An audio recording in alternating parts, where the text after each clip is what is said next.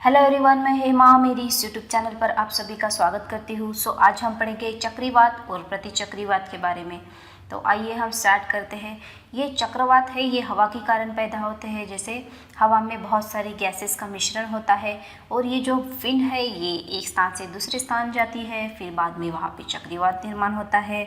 और ये वायुदाब का जो मापन है, मेजरमेंट, ये जो है ये बैरोमीटर से किया जाता है। ये है बैरोमीटर, जहाँ पे मैंने आपको इमेज में दिखाई दिया है। और ये है कैटेगरी जो विंड की निर्माण होती है। ये लो कैटेगरी में होती है 31 किलोमीटर एंड सुपर साइक्लोन में होती है ये 221 किलोमीटर। तो आइए हम सभी की जानकारी देखते हैं। और बैरोमीटर के बारे में बताने का है कि बैरोमीटर जो है ये पारा जो है अचानक गिरता है तो ये तूफान की आने की जो है संकेत देते हैं। फिर जैसे ही ये पारा बढ़ता है तो ये प्रतिचक्रवात आने का संकेत देता है ना। और जैसे ही ये धीरे धीरे बढ़ने लगता है तो ये बारिश के आने का संकेत होता है। तो आइए फिर आगे देखते हैं हम लोग। ये देखिए, आपको इमेज में दिखाई दे रहा होगा चक्रवात जो है कैसे निर्माण होते हैं। सन जो है ये पृथ्वी पर बहुत ही तेज धूप छोड़ता है। मैं आपको इजी लैंग्वेज में बताती हूँ। फिर क्या होता है कि यहाँ से जो है हाई प्रेशर निर्माण होता है। जो हवा है उस पर हाई प्रेशर निर्माण होता है। बहुत धूप मतलब जहाँ पे टेम्परेचर बढ़ जाता है ना। फिर क्या होता है कि ये लो प्रेशर की तरफ बढ़ने लगते हैं ऐसे, है ना। फिर यहाँ से जो है चक्रवात का निर्माण होता है ये, है ना। देखिए, आपको दिखाई दे रहा होगा। और ये जो चक्रवात है ये बाहर से केंद्र की तरफ बहने लगते हैं और केंद्र के स्थान पर ये बहुत बड़ा सा चक्रवात निर्माण होता है। इसकी जानकारी और देखते हैं हम। देखिए, यहाँ पे चक्रवात क्या होता है। यहाँ पे मैंने लिखा है चक्रवात निम्न वायुदाब का केंद्र है, जो जिसमें चारों तरफ से केंद्र की तरफ हवा जो है वो बहने लगती है, जैसे कि मैंने आपको ऊपर बताया है ना। तो ये है अंडाकार यू अक्षर के समान दिखते हैं। ये देखिए, यहाँ पे आपको दिखाई दे रहा होगा। और चलिए हम लोग पढ़ते हैं टाइप्स ऑफ साइक्लोन जो होते हैं, कौन से प्रकार के होते हैं ये देखते हैं। एक होता है उष्णकटिबंधीय साइक्लोन एंड फिर होता है शीतोष्ण। और चलिए इसमें से हम लोग देखते हैं उष्णकटिबंधीय किसे कहते हैं, क्या कहते हैं वो लोग, मतलब जो चक्रवात होते हैं उष्णकटिबंधीय। उष्णकटिबंधीय चक्रवातों में अधिकतम पूर्व चीन सागर में मिलते हैं। तो ये जो है पूर्व चीन सागर में मिलते हैं, जैसे कैरेबियन, हिंदी महासागर और फिलीपींस उसी क्रम में आते हैं। उष्णकटिबंधीय चक्रवात प्रमुख क्षेत्र जो है ये है उत्तरी अटलांटिक महासागर होते हैं इसमें, और हिंद महासागर, प्रशांत महासागर। जैसे कि यहाँ पे जो है उत्तरी अटलांटिक महासागर में फल अंतरिक्ष क्षेत्र आते हैं, कैरेबियन सागर भी आता है, मैक्सिको की खाड़ी और पश्चिम द्वीप का समूह आता है। फिर हिंदी महासागर में क्या आता है बंगाल की खाड़ी, अरब समुद्र सागर और मॉरिशस, मेडागास्कर एंड रियूनियन द्वीप, है ना। और प्रशांत महासागर में आते हैं दक्षिण चीन, जापान, फिलीपींस, कोरिया एवं, है ना। और आता है ऑस्ट्रेलिया, मैक्सिको, मध्य अमेरिका, पश्चिम तटीय क्षेत्र। तो आइए हम लोग आगे इसकी थोड़ी सी जानकारी देखते हैं। ये कैसे निश्चित या फिर विशेषताएं क्या है इसकी। ये देखिए, यहाँ पे विशेषताएं क्या है ये इसके बारे में बताया है। इनका व्यास जो है वो 18 से 300 किलोमीटर होता है ना। तो कभी कभी क्या होता है 50 किलोमीटर, इसका कम व्यास हो जाता है ना। और इसकी औसत गति जो है वो 28 से 32 किलोमीटर होती है प्रति घंटा। और ये जो है हरिकेन, टाइफून 120 किलोमीटर होते हैं प्रति घंटा में। और इसकी गति स्थल की अपेक्षा सागरों पर अधिक तेज होती है। सागर जो होते हैं समुद्र, उस पर इसकी जो गति है वो बहुत ही तेज होती है। सामान्य व्यापारिक हवाओं में इसके साथ पूर्व से पश्चिम की ओर ये गति करते हैं। और ये जो साइक्लोन है ये पूर्व से पश्चिम की ओर गति करते हैं। इसमें अनेक वाताग्रह नहीं होते और ना ही तानक्रम संबंधी विभिन्नता पाई जाती है।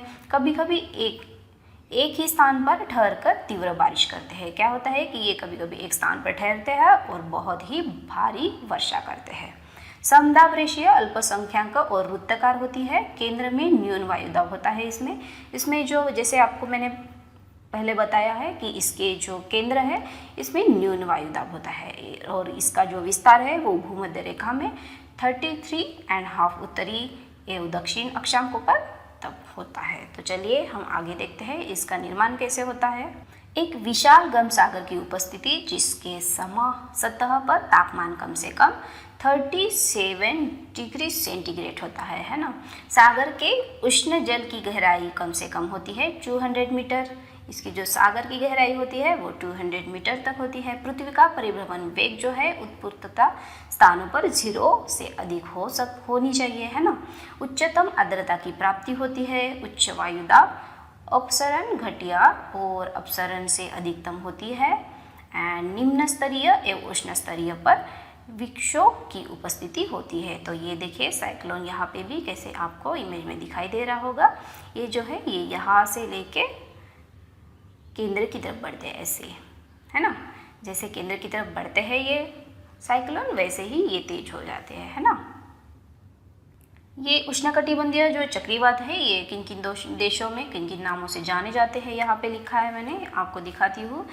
कैरेबियन सागर में हरिकेन के नाम से जाने जाते हैं और पूर्व चीन सागर में ये टाइफून के नाम से जाने जाते हैं और फिलीपींस में ये बैगयू एंड जापान में ये टाइसू एंड ऑस्ट्रेलिया में ये विली के नाम से जाने जाते हैं एंड हिंदी महासागर में ये चक्रवात जो है ये साइक्लोन के नाम से जाने जाते हैं। तो चलिए हम आगे बढ़ते हैं शीतोष्ण चक्रवात के बारे में। शीतोष्ण कटिबंधीय चक्रवात को गर्म चक्र अथवा निम्न दाब क्षेत्र भी कहा जाता है। तो ये देखिए यहाँ पे इसको क्या कहा जाता है, गर्म चक्र या फिर निम्न दाब, है ना। इसकी उत्पत्ति जो दोनों गोलार्ध में होती है 30 डिग्री सेंटीग्रेड या फिर 65 डिग्री सेंटीग्रेड में होती है ना। अक्षांकों के बीच होती है ना। इन अक्षांकों के बीच उष्ण वायु रशिया एवं शीतल ध्रुवीय वायु रशिया जब मिलती है तो ध्रुवीय तरंगे के कारण गर्द चक्रों की उत्पत्ति होती है। तो यहाँ पे कौन सी चक्र बनती है, गर्द चक्र। ये देखिए यहाँ पे दिखाई दे रहा होगा आपको। इन चक्रवातों की उत्पत्ति जो है वो संदर्भ में वर्कनिश द्वारा ध्रुवीय सिद्धांत का प्रतिपादन किया गया है। तो इस सिद्धांत को तरंग सिद्धांत के नाम से भी जाना जाता है। तो ये जो सिद्धांत है शीतोष्ण, इसको जो है वो तरंग नाम से भी जाना जाता है ना। एशिया के उत्तरी पूर्वी तटीय पर भागों पर उत्पत्ति होकर उत्तर पूर्व दिशा की भ्रमण करते हैं। ये जो है ये उत्तर से पूर्व दिशा की ओर भ्रमण करते हैं।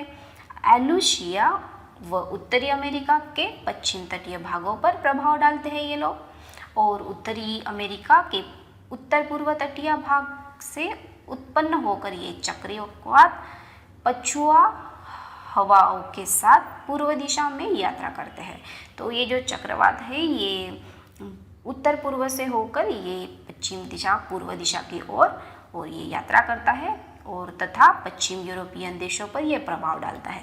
जो पश्चिमी यूरोपियन देश है उन पर यह प्रभाव डालते हैं। शीत ऋतु में भूमध्य सागर की शीतोष्ण कटिबंधीय चक्रवात सक्रिय हो सकते हैं। जो शीत ऋतु होता है उसमें ये जो चक्रवात है ये वहाँ पे सक्रिय हो सकते हैं। इसका प्रभाव दक्षिण स्पेन, फ्रांस, इटली, बाल्कन या टर्की, ईरान, अफगानिस्तान तथा उत्तर पश्चिम भारत में होता है। तो ये जो चक्रवात है ये देशों में पड़ते हैं और इसका जो प्रवाह है ये दिखता है। तो ये देखिए ये जो नीचे आपको दिखाई दे रहा होगा ये है शीतोष्ण चक्रवात जो मैंने आपको इमेज में दिखाया है। इसकी क्या क्या विशेषताएं हैं इसके बारे में देखते हैं हम लोग। इसमें दाब प्रवणता कम होती है, समदाब रेशियो V आकार की होती है। जो समदाब रेशिया होती है ये V आकार की होती है। जल तटस्थ स्थल दोनों विकसित होते हैं एवं हजारों किलोमीटर तक ये विस्तार होता है इसका, और वायु वेग जो है वो उष्णकटिबंधीय चक्रवातों से कम होता है। इसका जो वायु वेग है ये उष्णकटिबंधीय चक्रवातों से कम होता है।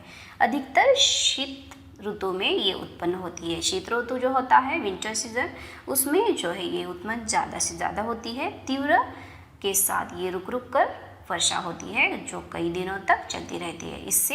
इसके कारण जो है वो वर्षा होती है लेकिन ये कई दिनों तक चलती रहती है। शीत कटिबंधीय चक्रवातों के मार्ग से झंझापथ कहा जाता है। ये देखिए इसको झंझापथ भी कहा जाता है, आप लोग ध्यान में रखिए। इसमें प्राय 2 वतांग्र होती है एवं वायु की दिशा वतांग्रों के अनुसार तेजी से बदल जाती है। तो ये देखिए हमने देख लिया है, बाद में इसको देखते हैं हम लोग। आगे देखते हैं हम लोग प्रति चक्रवात क्या होता है। तो ये देखिए प्रतिचक्रवात या विरुद्ध चक्रवात भी इसे कहा जाता है ना। और समदाब रेशियो द्वारा घिरा हुआ वायु का एक ऐसा क्रम है जो जिसके केंद्र के वायुदाब उच्चतम होता है। इसका जो केंद्र का वायुदाब है वो उच्चतम होता है, ये देखिए आपको दिखाई दे रहा होगा इस डायग्राम में, और बाहर की ओर घटता जाता है। तो ये बाहर की तरफ घटते जाते हैं। तो ये जो चक्रवात है ये ऐसे घूमते होंगे, है ना, ऐसे ऐसे घूमते हैं, ये केंद्र की तरफ बाहर, है ना।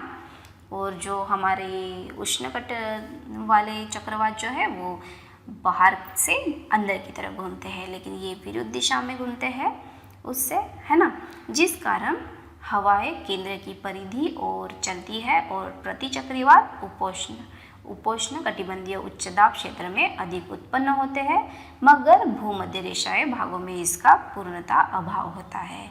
तो ये देखिए आपको दिखा होगा, ये डायग्राम में आपको प्रतिचक्रवात दिखा होगा। ये देखिए इसकी क्या क्या विशेषताएं हैं, हम लोग इसके बारे में पढ़ते हैं। केंद्र के वायुदाब अधिकतम होता है। इसका जो केंद्र का वायुदाब है मैंने आपको ऊपर बताया था, इसमें बहुत ही ज़्यादा होता है। फिर क्या होता है, अंतर जो है इसका 10 से 20 मीटर होता है। कभी कभी इसका जो अंतर है वो 35 मीटर भी हो सकता है ना। फिर आकार में प्रतिचक्रवात चक्रवातों के अपेक्षा काफ़ी विस्तृत होता है और इसका जो व्यास है वो 75% अधिक बड़ी होती है। फिर इसका आकार जो है वो गोलाकार होता है और कभी कभी ये यू आकार के भी हो सकते हैं। प्रतिचक्रवात 35 और 30 के किलोमीटर प्रति घंटा चलते हैं। फिर ये इस मार्ग से दिशा निश्चित करते हैं। तो ये जहाँ से चलते हैं वही मार्ग से दिशा निश्चित, इसका मार्ग जो है वह दिशा निश्चित नहीं करते हैं। मतलब जो ये चक्रवात है ये कहीं पर भी घूम सकते हैं, मतलब चलते चलते, है ना, इसकी जो दिशा है वो निश्चित नहीं हो सकती है। प्रतिचक्रवात के कारण उच्चतम अधिक होने के कारण हवाओं केंद्र के बाहर ओर चलती है ना। जो हवाएं हैं वो केंद्र के बाहर चलती है, जैसे कि मैंने आपको डायग्राम में ऊपर करके बताया था। उत्तरी गोलार्ध में इसकी दिशा घड़ी की सुई के अनुसार होती है, क्लॉकवाइज मतलब, है ना। और दक्षिण गोलार्ध में इसकी कैसी होती है, एंटी क्लॉकवाइज, है ना। तो आपको मैंने ये बहुत सारी बताए हैं, बाकी के आप लोग अच्छे से याद कीजिए। और यहाँ पे कुछ लिखा है वो पढ़ लीजिए। देखते हैं हम लोग आगे। तो हो गया ये हमारा टॉपिक कंप्लीट। आपको ये टॉपिक कैसे लगा आप मुझे कमेंट करके बता सकते हैं। अगर अच्छा लगा तो लाइक कीजिए, शेयर कीजिए, सब्सक्राइब कीजिए। Thank you so much for watching me.